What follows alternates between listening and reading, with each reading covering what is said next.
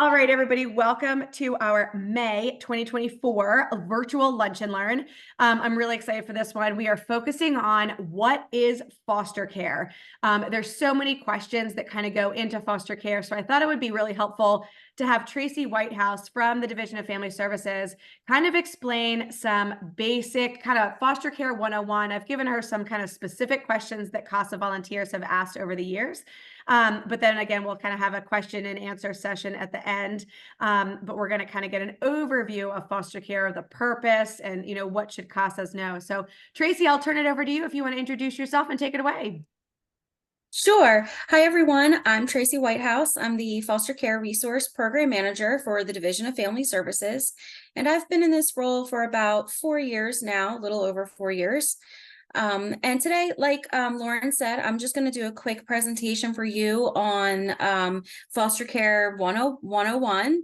And at the end of the presentation, we'll have time for some questions, but feel free to drop questions in the chat throughout the presentation so you don't forget what those questions are by the end.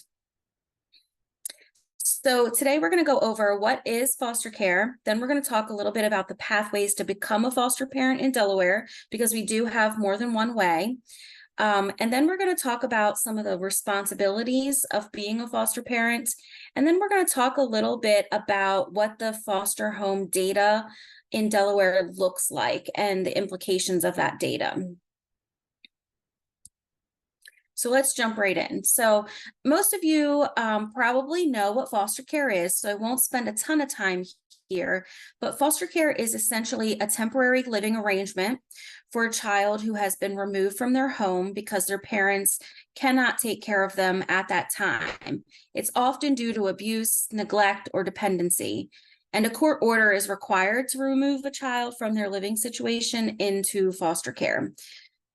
So we don't just remove children, there has to be a court order. Children in need of foster homes, they range in age from infants all the way through 18, and they come in all racial and ethnic groups. Some of the children that we see in foster care do have special physical or educational needs, and many do require special support to catch up educationally or socially with their peers. And one of the things that we know that research shows us is that the best place for children really is with their families. So the goal for foster children is always going to be to return to their parent at the beginning, or their guardian or their family of origin. And they will return to their family once those circumstances that led to the foster placement have been resolved. So by placing them into a foster placement, it gives the family or family of origin a chance to work with our case management services to resolve their difficult personal situation or issues, and make any necessary changes so that they can reunite with their children. And as you guys are aware, sometimes that isn't the case, and then we look for other permanency options for those children. Another thing to really keep in mind is that when we speak about foster care, it's important to understand that there are a variety of placement options for children. Today, we're really going to focus on family foster care.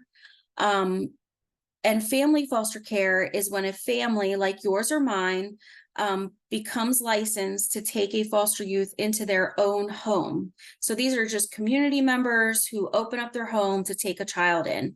But we do have a variety of other options to place youth who come into the care of the division into, such as group homes. You may have heard of the Murphy School or Seaford House. We also have shelter care, which is the Terry Shelter. Those are for kids who need a placement for less than 45 days, or we're still searching for a placement for them that would be a good fit. So they may stay at the shelter until we find a good fit. And then there's also residential treatment centers. We don't have any residential treatment centers in Delaware, but we do have ones in out of the state that we work with. And those are for youth who need more intensive treatment services than what can be provided in our array of resources here in Delaware. So as I stated, today we're really going to be talking about those family foster care settings. So I really want to talk about the two pathways we have in Delaware to become a foster parent. So we have two ways that a family in the community can become licensed to be a foster parent. The first one is through DFS, and the second one is through a contracted agency. People can choose to become licensed by the Division of Family Services or with one of the 7 agencies that we work with. The 7 agencies that we work with currently, you probably have encountered them. They're Cayuga, A Better Chance for Our Children, Children's Choice, Child Inc., Children and Families First, Presley Ridge, and Progressive Life. And those licensed agencies are licensed under the Office of Child Care Licensing, which is housed under the Department of Education. And what that means essentially is that they have a license to license foster parents. And I know that's a mouthful, but that's essentially what they have. So OCCL sets out a set of standards or regulations. And those minimum licensing standards are what each of those contracted agencies have to follow when recruiting, training, and licensing foster families. For DFS, on the other hand, we license our families based on our policy guidelines. So we do not follow the OCCL regulations. We have outlined in policy what we require for foster families. Now those, what we require in policy for DFS families to be licensed is essentially the same as what OCCL requires for contracted agencies, but there are some very minor differences, especially around the training requirements. So that's just one of the little differences. Another thing to keep in mind is that with DFS foster families, each family is assigned a DFS foster home coordinator. The foster home coordinator is solely assigned to that DFS foster home to help license them, support them, oversee that home. They go out and visit. It's really that home's support person. Whereas with the contracted agencies, they don't have a coordinator. They have a caseworker assigned to them. And that caseworker for that house is also the caseworker, the child's caseworker for any children that are placed in that home. So that worker for the agency home also is going to do all the work on behalf of the child placed in that house. Whereas with DFS, the child has a separate caseworker assigned. So that's a little bit confusing, but that is one important distinction. And if you guys have questions at the end, we can definitely cover that in a little bit more detail. Another interesting point is that DFS foster families, if they need respite or if there's issues that arise in the home, DFS is solely responsible for managing those issues that come up and helping.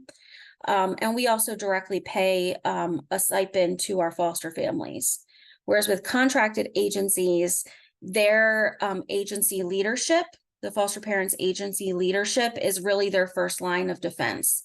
So if they're having an issue or they need respite, the foster parent in a contracted agency goes through their chain of command in their agency for support and assistance before it would come to DFS for assistance with arranging respite or managing some sort of challenge in the home. So those are the primary differences. And like I said, we can always talk more about that at the end.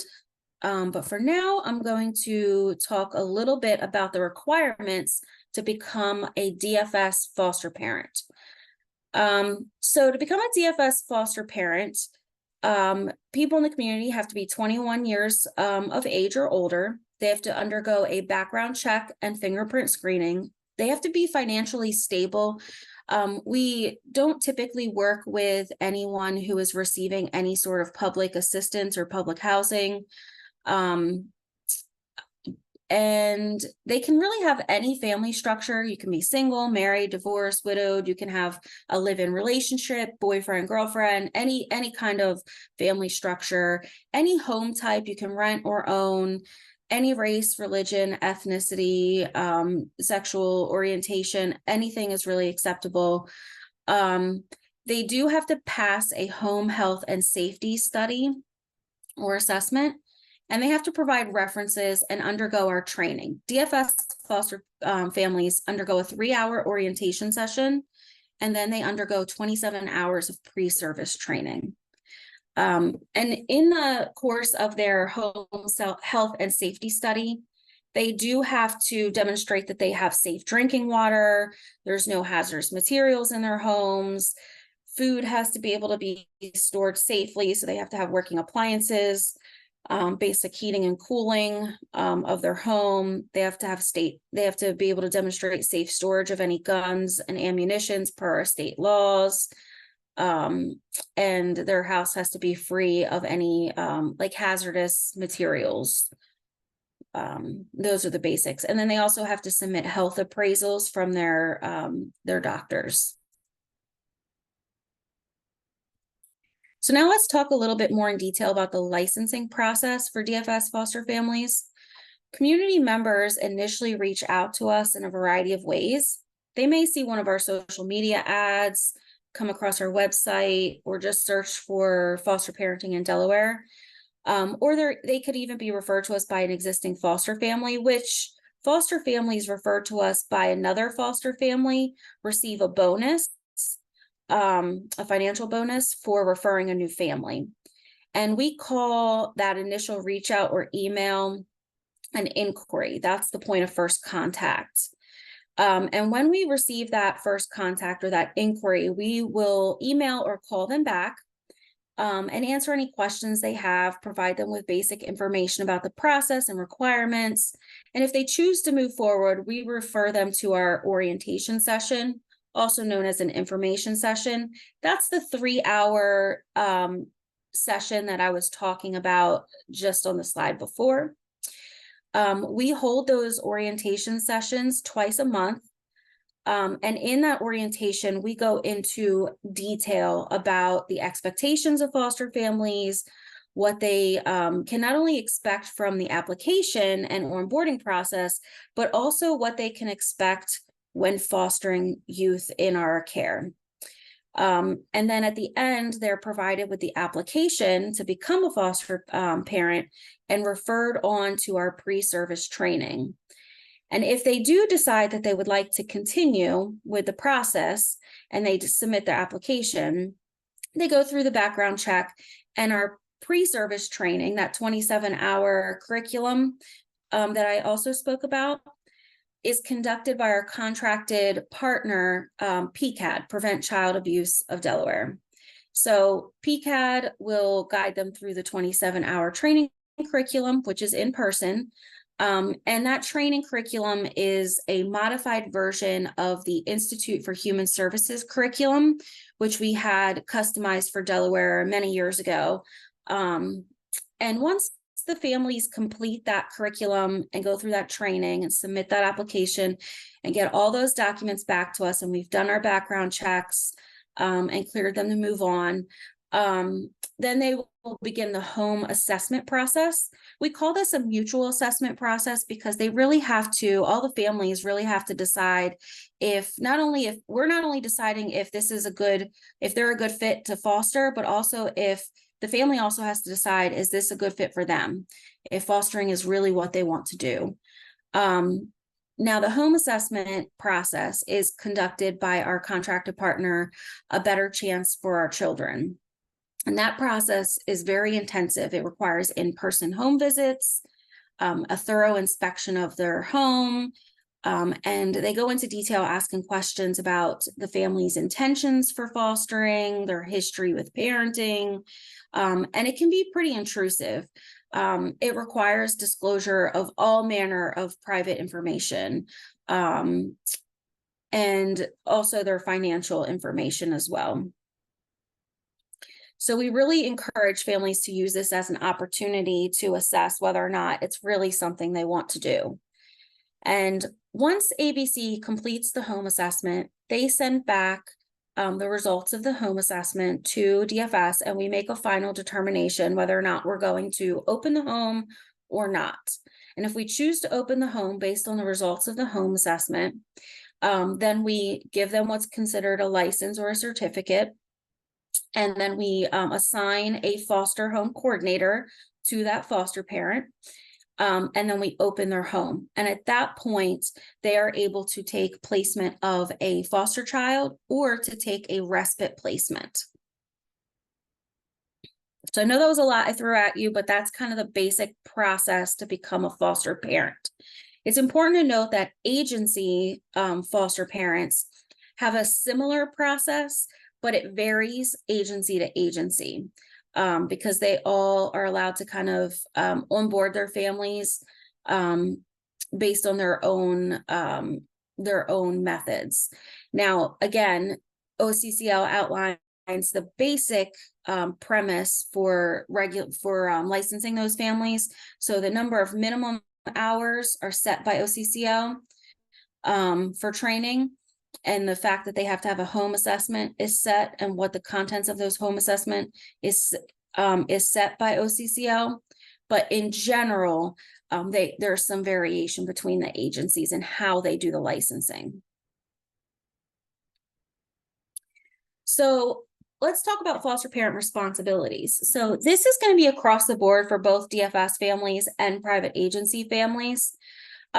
Foster parents are responsible for providing a typical family life for their children. They are to really just provide the day-to-day care, housing, and supervision of the youth that are placed with them. So that includes clothing, food, housing, support, advocacy, transportation to all their appointments, their sports, activities. They're supposed to support the youth's educational and career aspirations, give them opportunities as appropriate to communicate and visit with their friends and family. And they're really supposed to be an active participant on the youth's team. So if there's meetings with the school or meetings with the caseworkers, the foster family is encouraged to attend. If there's court hearings or reviews, the foster family is encouraged to attend. So that's really what they're responsible for.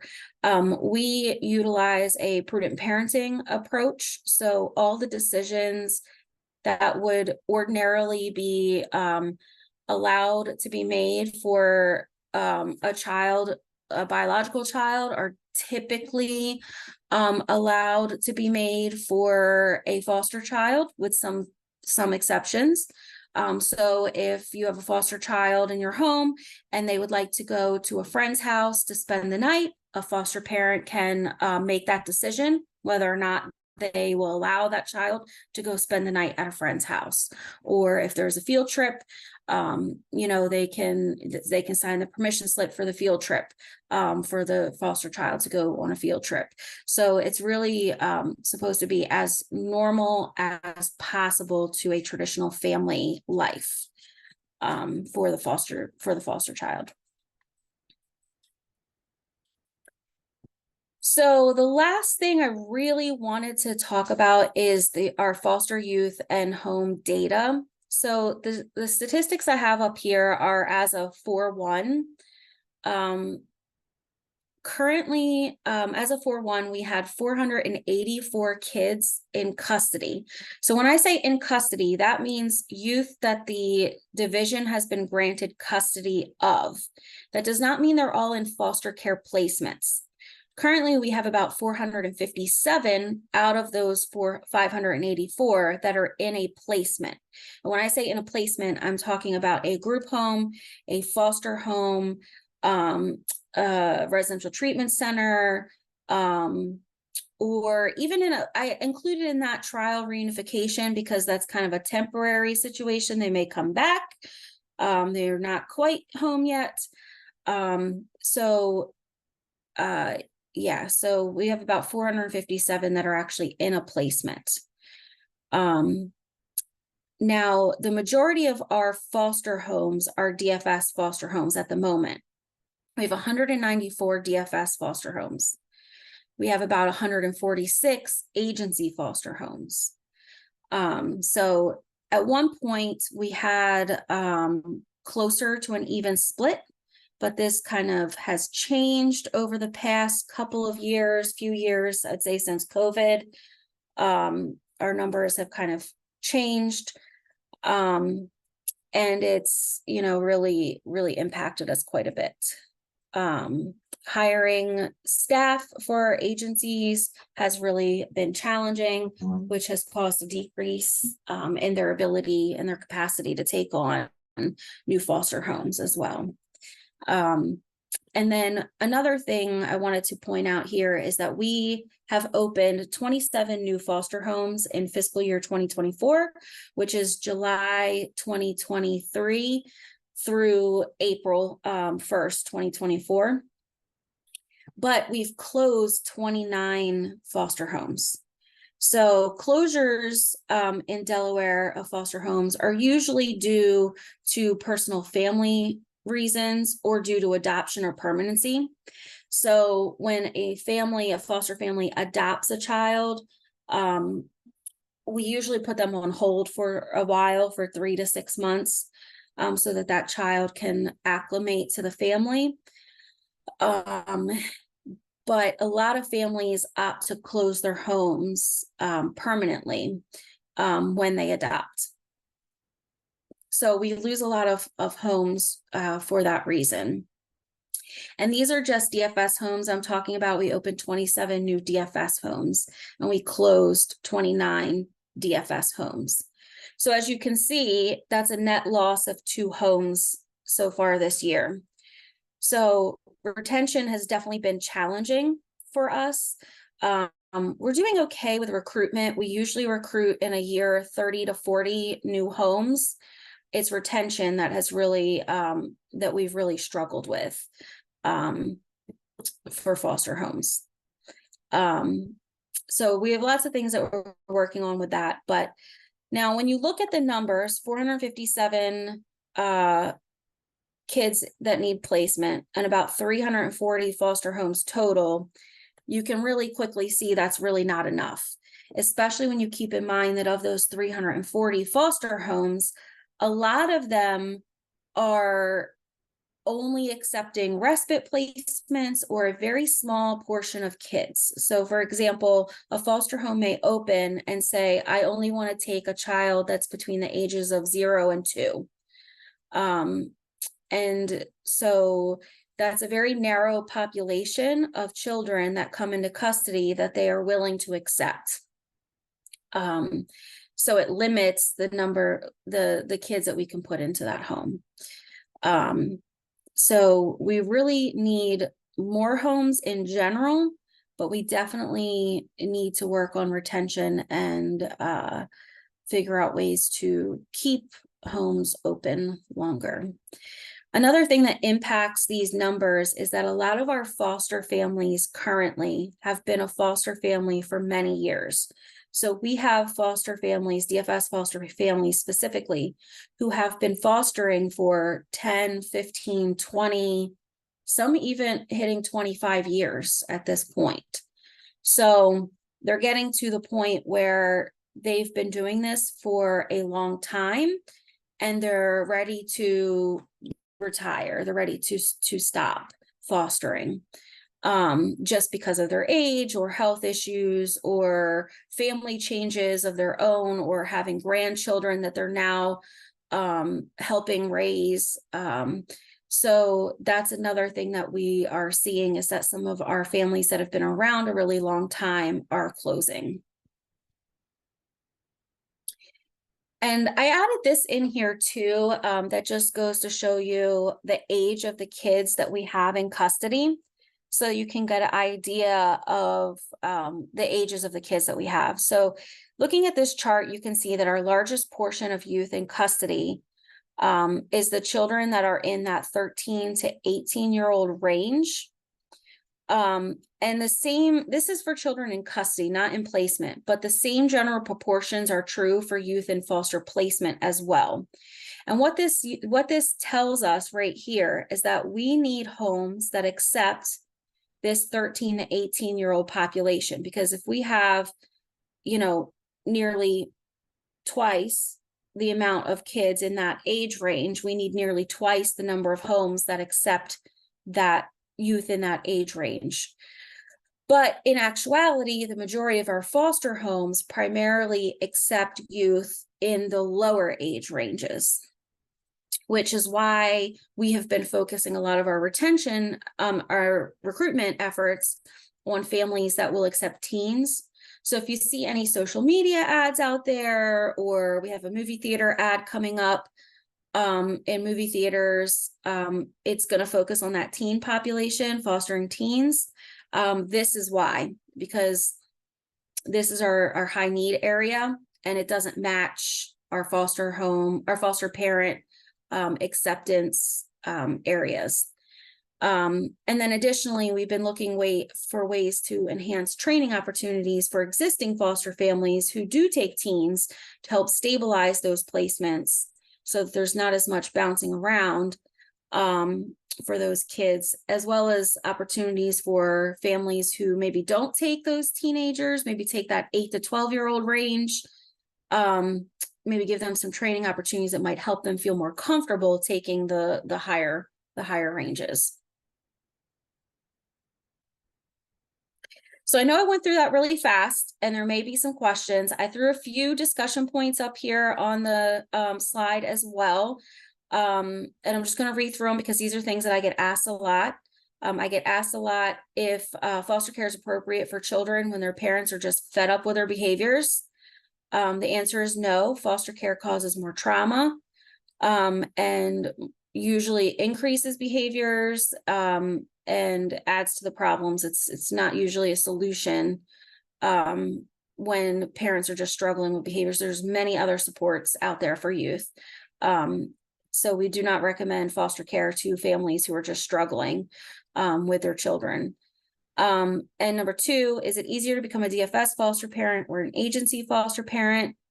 I think it's 6 in one, half dozen in another. I think it just depends on what you're looking for. I think the process can be fairly complex depending on either way, because you do have to go through the same home study, and you do have to do intense training no matter which pathway you choose. And then, can foster parents choose the youth they take into their homes? Yes. Foster parents always have a choice on whether or not they accept a youth. They receive a packet of information and some details about a potential foster youth that they would take into their home, and they can choose to take that child or not. And we highly encourage foster families to make sure that a child is a good fit, because if the child is a good fit for their home, it's going to be more stable placement. It's not going to disrupt. And that's better for the child and better for the family all around. And then, what are we doing to recruit and retain foster families? There's a lot of things that we're doing to recruit and retain foster families.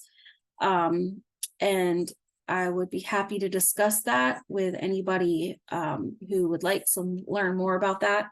But now I'd like to turn it over to you guys to see if you have questions, or if you want to talk about anything specific. Let's do this, Tracy. We've got a couple questions in the chat, so let's start with those ones. So it looks like our first one is, are the contracted agencies the ones that assign or coordinate foster care youth? Are they the ones who coordinate or assign foster youth? I'm trying to, if the person who asked that question, could they explain a little bit more what they mean by assign? Or yeah, so the pool of foster kids that are going into these homes, is it DFS that's saying, hey, we need a home for this youth, and then they get to go to the DFS pool of foster homes? Or And then Sure. and then if there's overflow, then they go to the agency and then say, hey, we have 5 youths that need a home. How does the assignment work? Sure, that's a really great question. So currently how we have it set up is we have what's called placement coordinators. And we have 2 placement coordinators, one for upstate, one for downstate. And the placement coordinators, they are responsible for coordinating placements for foster youth. And what they do is any child that comes into custody or it needs a replacement. So a child who's disrupting from a home or needs to be moved, comes to the attention of the placement coordinator, and the placement coordinator does a thorough search for any foster home available. So they will go down the list of all the DFS foster homes that are available, and they will reach out to the point of contact at each of the agency contracted agencies that have that service that the child needs. So if the child is specifically needing a therapeutic home, and we know that because they were coming from a therapeutic home or they're stepping down from a residential treatment center, they would specifically reach out, the coordinator would specifically reach out to our therapeutic service providers. But in general, they would do both at the same time. They would be reaching out to all of the foster homes at DFS, and they would be sending the referral to all of the private agencies at the same time for that child. And then the private agencies would evaluate their homes and decide if they have any families that would be a good fit for that youth. And the home coordinators would decide if they have any homes that would be a good fit for that child as well. And then they would get back to the placement coordinator and say, yes, we have this home and this home that might be a good fit. And the agencies would get back to the coordinator and say, we have this home and this home that would be a good fit. In an ideal world. Currently, we're very stressed with placements. We have very few homes with open beds across our agencies and our DFS placements. I would say with our agencies, we maybe have a handful of those 100 and some beds, 146 beds or whatever it was, that are actually open at any one time. So there's very limited resources. So usually what it looks like is the placement coordinator gets an email back and says, nope, still have no beds from the contracted agency. And we're trying to struggle, for lack of a better word, to find a DFS home to place the child in. So that's usually how it works, is that we refer to both at the same time. Now, because the placement coordinators and our home coordinators work out of the same offices, usually they get answers back from our DFS homes first. But there's not preference given to DFS homes versus agency homes. It's kind of we send out the referral to all of them at the same time. Does that answer your question? Yeah, thank you.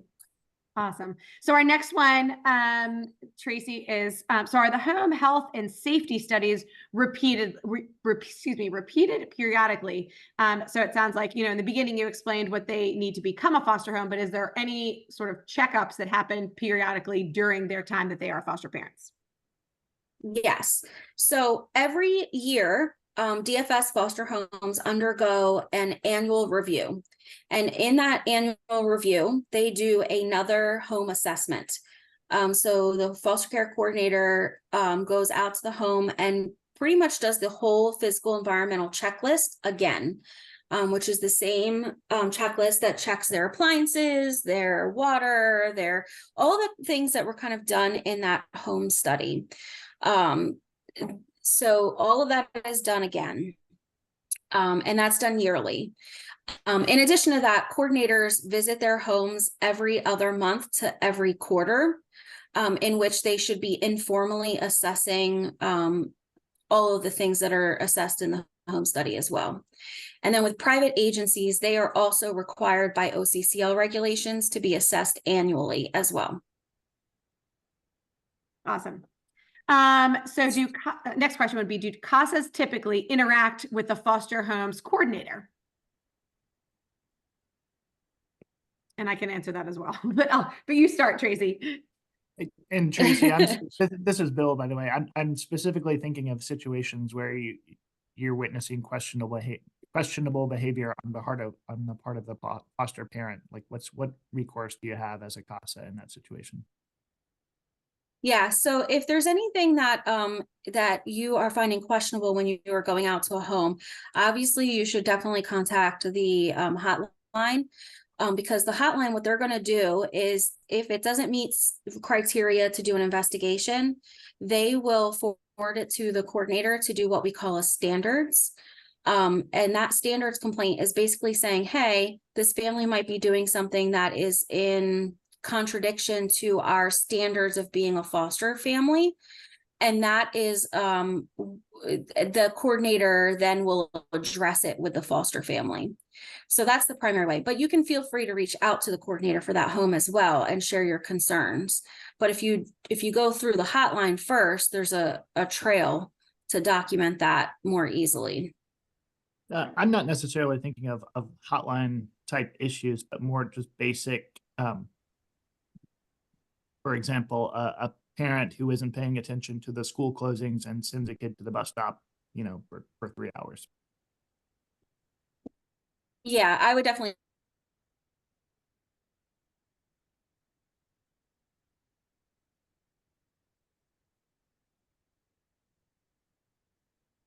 Can everybody hear me? Did I freeze, or is? I I can hear you. But I can't hear her. Okay. cannot hear her. Gotcha. Okay. I couldn't tell if it was me that froze. Sometimes it's me. No. Awesome. All good. So yeah, if there's any issues, it sounds like, definitely call the hotline. But we could always, as a CASA, you could always involve the foster care coordinator, especially the DFS worker, and just say like, hey, here's, this is part of the child's team. Here's a concern I have. What's kind of going on with that particular concern. All right, so I think we lost Tracy. So I'm going to do my best to answer some of these questions. So next question is there a reason why there's such a large difference with more teens and youth in custody? Oh, Annie, you asked like the world's toughest question. There's really, from my knowledge, there's really no thing that just makes teens come into care more than younger youth. It's just the experiences that they're experiencing. Sometimes the other thing that kind of happens is that youth experience different things in life than an infant would experience. So we definitely still have that parent-child conflict situation.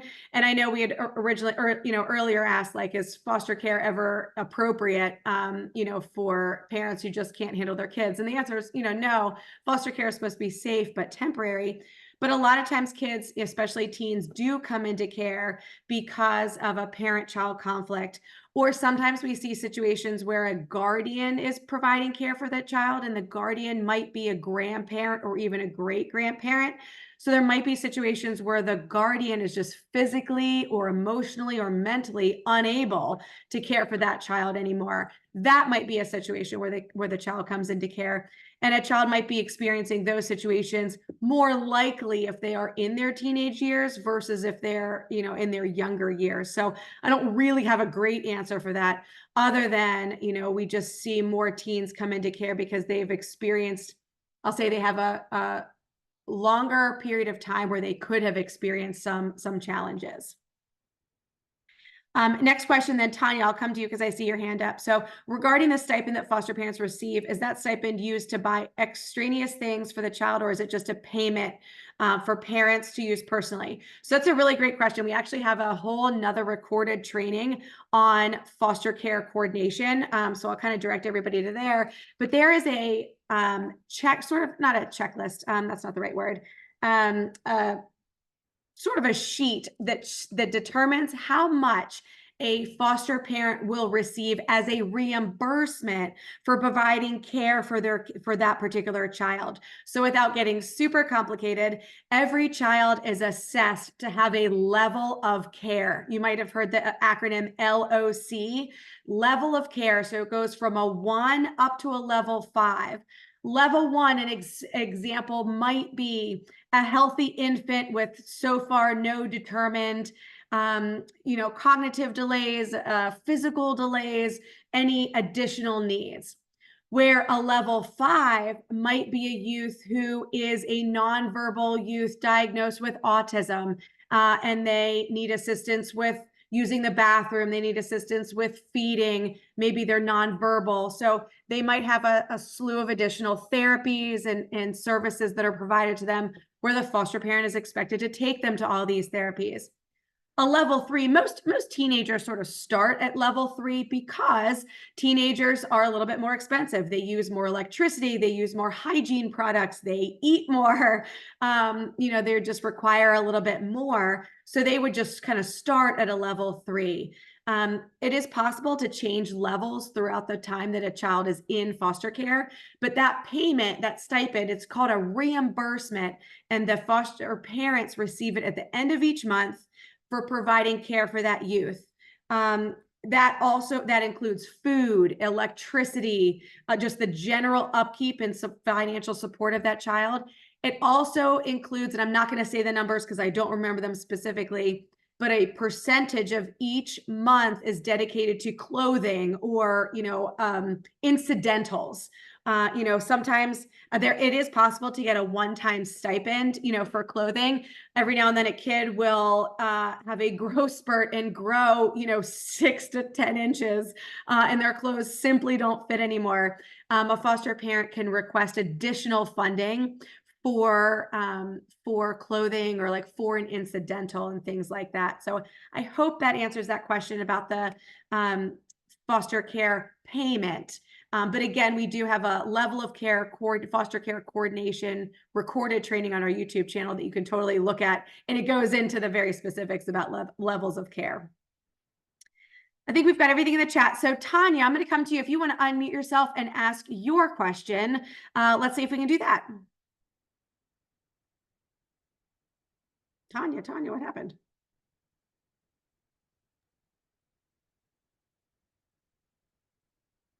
Tanya, if you can hear me, you can unmute yourself. Otherwise, I'll go to Carm, who's our next question. Okay. I don't know what happened, but the first question was a good question because it answered some of my question. So I have a little girl. Her goal has not been changed to TPR adoption yet. And that's possibly the route we're going. I'm not sure if the foster mother wants to keep her. Okay. We're in the process of figuring that out. So if the foster mother does not want to adopt her, it's clear that they would try to find her a home. But it seems as though since there's like a lack of homes, would that delay our case? A little bit, because they would be looking for a family who is interested in adoption. So it sounds like with that particular case, they would not just be looking for another foster home. They would be looking specifically for a family who's interested in adoption. So there are certain families that have, made that goal or family plan very clear. There are families that go through the adoption process with the sole purpose of adopting. So my guess, and I'm just guessing for your case, is that the DFS worker, once the goal changes to TPR adoption, you will then be assigned a permanency worker, and that permanency worker will specifically work on permanency that is not reunification for that child. So they will do recruitment for adoptive families. And once they find one, that little girl will be placed with the potential adoptive family, and she would have to be there for at least 6 months before we take any other action, because we want to make sure that it's a good relationship, it's a good fit, and before kind of quickly saying like, okay, this is it, that's good, and moving on. Okay. Thank you so much. Sure. Tracy, welcome back. I'm going to unmute Carm. Carm, can you unmute yourself and ask your question? Yes, thanks, Lauren. Just 2 quick questions, I guess. You may have addressed it earlier. Do the private agencies contract independently with the foster homes, or does it all run through DFS? So the private agencies license their foster homes, and the private agencies have a license with OCCL. So all of the foster homes under each private agency are through that agency, but each agency has to reach out to DFS and do an agency check with us first before they can onboard that family. So who has the ultimate decision-making ability about what happens? Does a family come or go? You know, are they still eligible or not for whatever reason? I mean, does the private agency home ultimately report to DFS? Yes. Okay. So that's where it Yes. starts and stops. That's where it ends. Got it. And so the agency home and anyone that works for the agency should be as responsive to, for example, a CASA as DFS would be responsive to a CASA on questions, issues. Is that Correct. okay? Because I kind of look at it in the same way. I put DFS and that private agency on the same plane. If I need to reach out to DFS for something, I should be able to reach out to the private agency and get the same level of response relative to this child, whatever child we're talking about. Is that the right way of looking at it? Correct. And if you ever have issues with a private agency, you can contact our foster care program. Vera Greenplate, she on my team manages all of our private agency homes, or agencies. So she manages those contracts. So each of those agencies has a contract with us. And in their contract, it spells out all the specific terms. Gotcha. And so if you are having trouble with a specific agency, you can reach out to me or to her, Vera Greenplate, and we can help resolve or mediate any of those issues. If you didn't get any sort of Gotcha. sufficient answer from the agency. By the way, the contracts held between your agency and the private agency, are they public contracts? I'm just curious. Can I access that contract someplace if I wanted to read it? I do not believe that you can access that contract anywhere. I'm not sure, honestly. Now those contracts are awarded through the RFP process. So well, that should be public then, right? If it's a state RFP process, right? Yeah. So they are put out to bid. We do put out services for bid. And then they're awarded through the RFP process. So I don't know where you would find them online if they are online. I'm just curious. But I can look into it. Those agencies, are they privately owned agencies? Or they're not? I guess they are, right? I'm just guessing. Yeah, they're all privately owned. Tracy, correct me if I'm wrong, but I feel like most of them are nonprofits. Like I'm thinking Children and Families First, Presley Ridge. I'm sure they're I'm sure they're all nonprofit. Yes. So. Yeah. Thanks for that. It's just some questions in my head. And then something not connected to anything else, but the level of reimbursements to these homes, the foster homes, does it vary depending on where they located in the state, like for the same service? No. So we have a standardized rate for foster families. So for DFS foster homes, we have a rate matrix that is based on the level of care required for the child and the level of training of the foster family home that they're in. And that is a standardized rate matrix. So a child needing a level 1 service in a home that is level 1 training receives a very specific rate no matter where they are in the state. And that's kind of the setup. They're leveled 1 through 5. And then private agencies also have standardized rates as well for their foster family stipends. But those are based on the service that agency provides, because every agency has a different level of service. So for example, Cayuga provides a therapeutic level of service. They have specific therapists and other things that they provide, and specialized training for their foster families. So their foster families receive a little bit higher of a stipend because they're more highly skilled. So Gotcha. every agency has slightly different rates, but it's based on the specific service that those families provide. But for the most part, it's standardized and it aligns with what we pay our DFS foster families for stipend. So we tried to do that with the last RFP that we did in 2022. We tried to standardize those board rates across the board for all families so that it's not unequal. No one is getting more or less than another. It's based on the child's need and the foster parent's skill level. Great. And just one more quick question. If there's a change in the situation in any foster home, whether it's a DFS home or a private agency home, so for example, if there was a marriage or a divorce or another family member comes to live in the foster home, do they have to have that approved by either DFS or the private agency or both? Yes. So if, let's say, they bring a new person in to live in the home, that person has to be background checked, and there has to be, and then the coordinator will go out and do an assessment. And same thing, if there's a divorce, then we would go out and do an assessment and make sure that it's still, we're still in a good situation for that, for them to foster. And that assessment is then made part of what's available to a CASA as well? Or is that a private record? Not typically. Typically, it's a private record.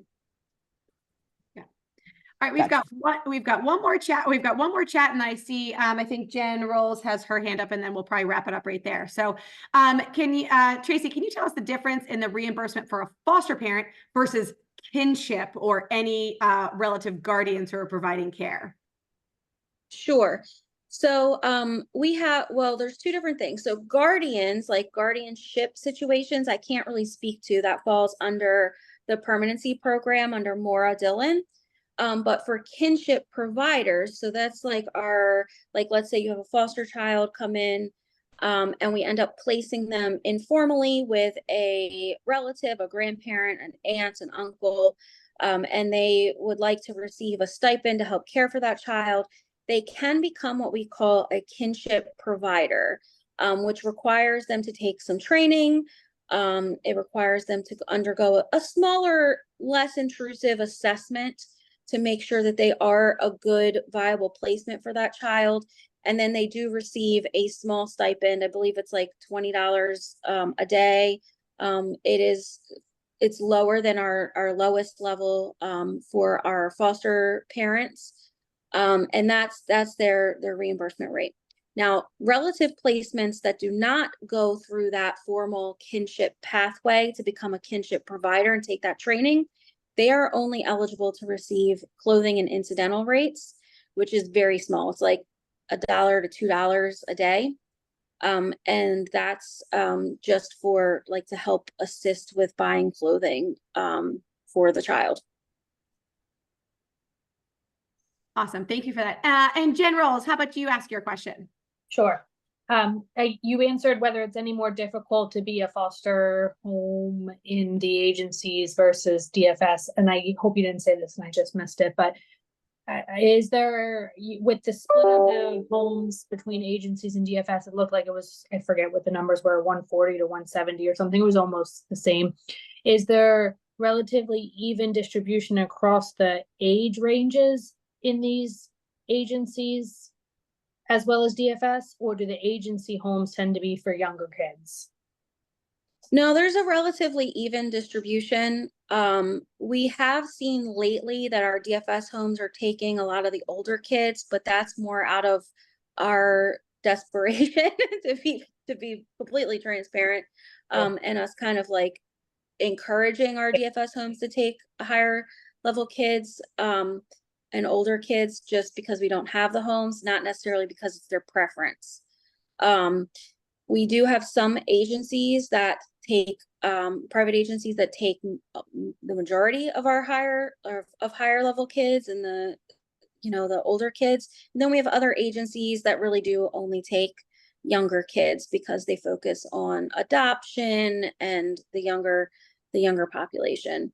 But it really is a mix. They take a variety of ages and ranges. Okay, thanks. All right, everybody. So in the intro, oh, Ann Martelli, I'll let you ask all right, you're the last question. If you want to unmute yourself and ask your question. I do. And sorry, I just want to follow up on my question about the kinship the funds.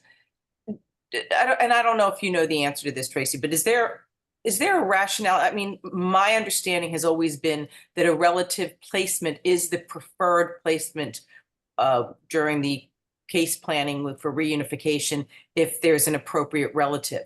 So if we all agree that a good relative placement in terms of stability and care and all that is the preferred to a foster home, but financial situations may be a roadblock to that. Do you know if there's a rationale for that not being almost automatic? Yeah. So the answer isn't pretty. I'll warn you now. So the real reason, in all transparency, is because the federal government up until recently has not provided reimbursement for stipends paid to kinship providers. So we are not collecting any money back from the federal government. We are not receiving any funds to pay kinship homes. However, there has been new legislation that has come out very recently that has allowed for us to develop a licensing track to license relatives with very watered down criteria. So foregoing some of those more strict criteria that rule out a lot of kinship families, like some of the more intrusive health appraisals, the appliances, like having to have like a working stove when they could have an air fryer that would be sufficient to make food and things like that. The new legislation would allow us to create a pathway that would allow more relatives to be kinship providers and would allow us to pay them the same rates as foster families and allow us to collect 4E funds for those stipends. So we would be able to be reimbursed for paying those kinship families. So that is something that we are actively working on. We are Vera Greenplate and on my team is already drafted the policy for licensing those kinship families. And we are already working up how we would do that and how we would issue that. It still is monetarily money out of, the state budget to pay those families, but we would be able to recoup money now from the federal government. So it is what we are looking to do within the next 5 years. It's going to be something we work on in our next CFSP. And I know that's not a fantastic answer, but that is legitimately the reason why it hadn't been done previously. So. Wonderful. Well, Tracy, thank you so much for providing this training for us. That's really helpful, especially in allowing the CASAs to ask so many questions. Because as you're going through your information, they're thinking about their cases and specific, situations. So this information is super helpful. So thank you so much for taking the time to chat with us today. Yeah, no problem. And sorry I had to drop off. My electricity went out and I had to join by phone. So. All good. We roll with it.